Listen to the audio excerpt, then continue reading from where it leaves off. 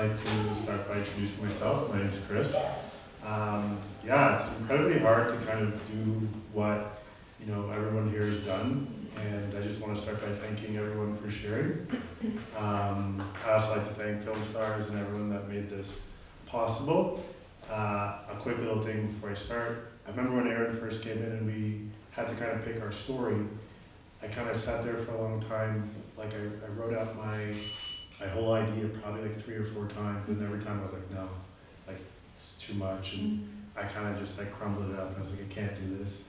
And I think the hardest part was, I think maybe a week or 2 weeks or a week after, when Erin shared her story with us, I didn't realize how much emotion I was carrying. I think, sometimes when you go through life, you just kind of ignore it, you put it in the kind of back of your mind. And when we did this exercise, I didn't realize how much things I had inside that I had been kind of suppressing.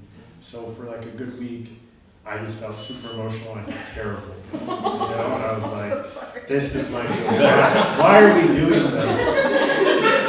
And then I was like on my couch, it was like 3 a.m. or something, and I was going through it, and I was like, you know what, like, there's actually something really positive here, because I think, Aaron, you said it, it's like, when you let those demons kind of sit inside for a long time, they have control over you in your life. And when you let them out, which a lot of us here, we've done, they no longer have that same power, because now you've let it out. And the scariest thing that can happen is already happened. So you've already kind of hit that peak of that mountain. So yeah, I just wanted to say that. So, all right.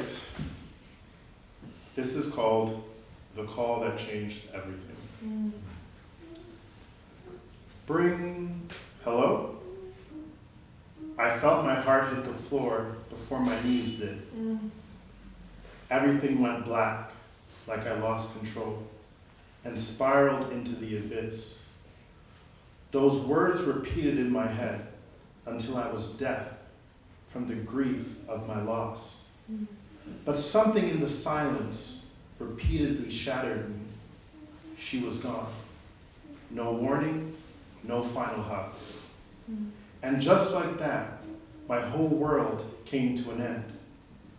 Grief doesn't ask for permission. It just moves in and makes itself at home.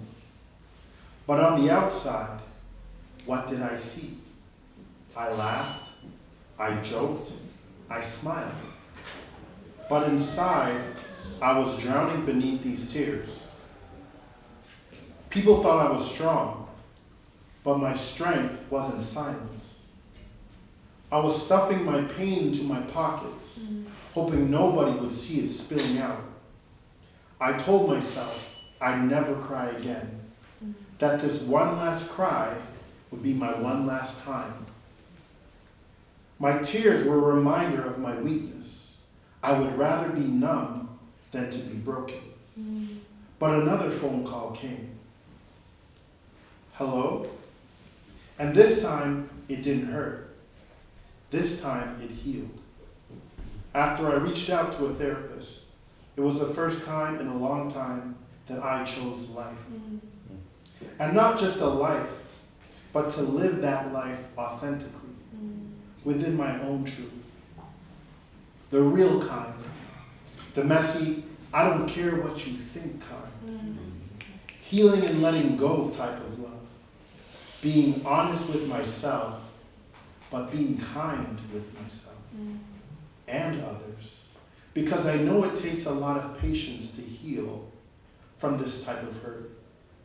I called my family, and I said things I should have said years ago. I forgave people, but more importantly, I forgave myself. And with every conversation, I felt the burden of despair fall off my shoulders. I had been surrounded in the depths of self-loathing and depravity. I couldn't see the light because I wasn't living right. I felt consumed by my own despair. I thought no one could save me, right? But I'm still standing here, not because the pain disappeared, but because I stopped trying to carry the burden of someone else's episode. And I learned to let the love within me unfold. And in turn, I found a heart that was truly made of gold. Now I wake up and I smile for real. Now I laugh without flinching. Now I move in the spirit of gratitude because I have so much to be thankful for. And I thank God that I can. Because sometimes when we hit rock bottom, it's the only place quiet enough to hear God say, I never left.